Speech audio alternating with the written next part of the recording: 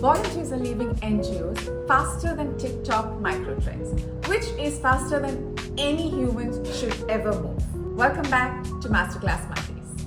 Today, we're tackling an NGO crisis so dramatic that even the fashion world are clutching their pearls.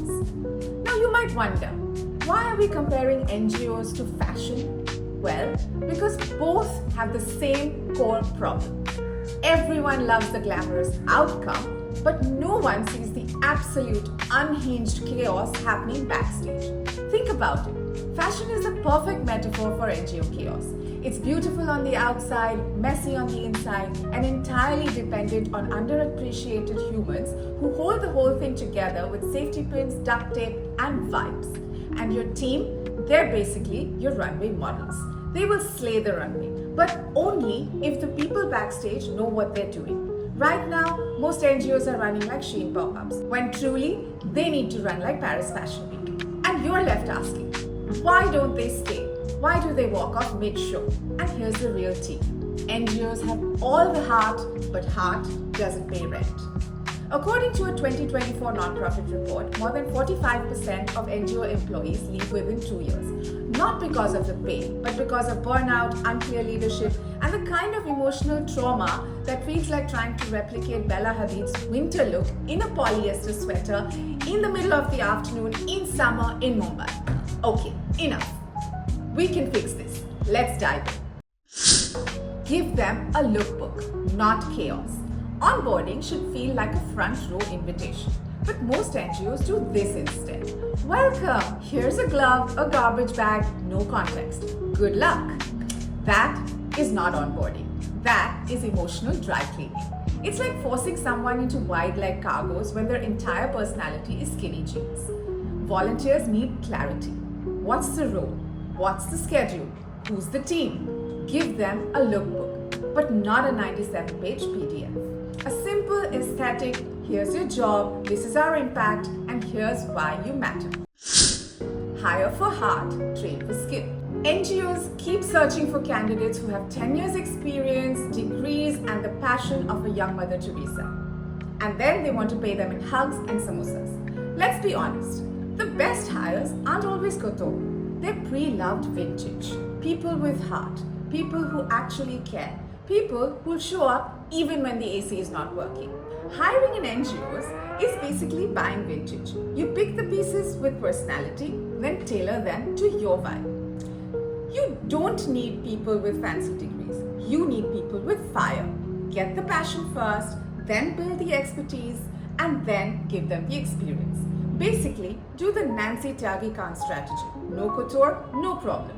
DIY it until it's iconic. Think slow fashion, not fast fashion. You want a volunteer who stays for years, not someone who looks good on paper for 20 minutes. Upcycle their skills, tailor their growth, and with free tools like Google for Nonprofits Learning, LinkedIn Learning, Coursera, you can turn your team from streetwear casual to Savile Row tailored for free. Recognize them like they're wearing couture. You don't lose good people because they're bored. You lose them because they feel invisible. Sometimes a simple, hey, that was great work, goes further than a bonus that you can't give. A shout out in a team meeting, a volunteer of the month post, a handwritten note, these tiny gestures build loyalty.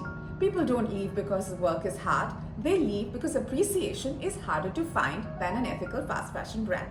According to Deloitte, 89% employees say recognition boosts morale. Of course it does. Even celebrities need it. That's why the Met Gala carpet exists. You think they show up in 40 kilos of embroidery for fun? They want applause, flash bulbs, Anna Wintour's eyebrow. Spotlight your volunteers. Give them applause. Give them a reel, a moment. Celebrate effort, not just outcomes. If Rihanna can wear an omelette dress and still get a standing ovation, your volunteers definitely deserve a shout out. And if they're serving effort, you better serve recognition. Give them a better runway. Now let's talk about growth. NGOs sometimes treat career progression the way that fast fashion treats clothing. Disposable, forgettable, here today, stitched badly, gone tomorrow. But employees stay when they see a future. Let them lead projects. Let them design campaigns. Gucci didn't become Gucci by telling Junior, sit quietly and pass me the scissors. Creativity grows when people get space. Ask Komal Pandey. She reinvents silhouettes daily. You may not be able to give a big raise or promotions, but you can give them a bigger runway, and that is priceless. A volunteer who feels trusted is a volunteer who stays. Stop making burnout the dress code. Burnout in NGOs is like walking cobblestones in 6-inch heels. You can do it, but your bones will sue you when you're 60. Rotate roles, give breaks, stop running shifts like they're 48-hour Bollywood shoots. And please, stop glorifying overwork. This is not Devil Wears Prada. Be more queer-eyed. Supportive, human, collaborative, and with zero screaming backstage. Overworking volunteers is like forcing 6 layers of Y2K mesh in summer. Trendy? Maybe. Sustainable? Absolutely not. If you ignore burnout, your staff will leave the runway mid-show. Shoes in hand, not looking back. Okay, let's wrap up. Run your NGO like Paris Fashion Week. High energy, low chaos, and zero people crying in the hallways. Quick recap. Number 1, clarity. Give them the lookbook. 2, passion first. Skills can be tailored. 3, recognition. Applause is free. 4, growth. Give them a big runway. 5, rest. Burnout is not a dress code. When volunteers feel valued, they don't just stay on the runway, they slay the runway. So tell me, if your NGO were a Met Gala theme, what would it be? Sustainable slay? Upcycle drama? Drop it in the comments. And hey, if this helped, share it with that HR friend who desperately needs a hug. Visit greenpistachio.in for more laughs and tunes. And until next time, keep leading with purpose.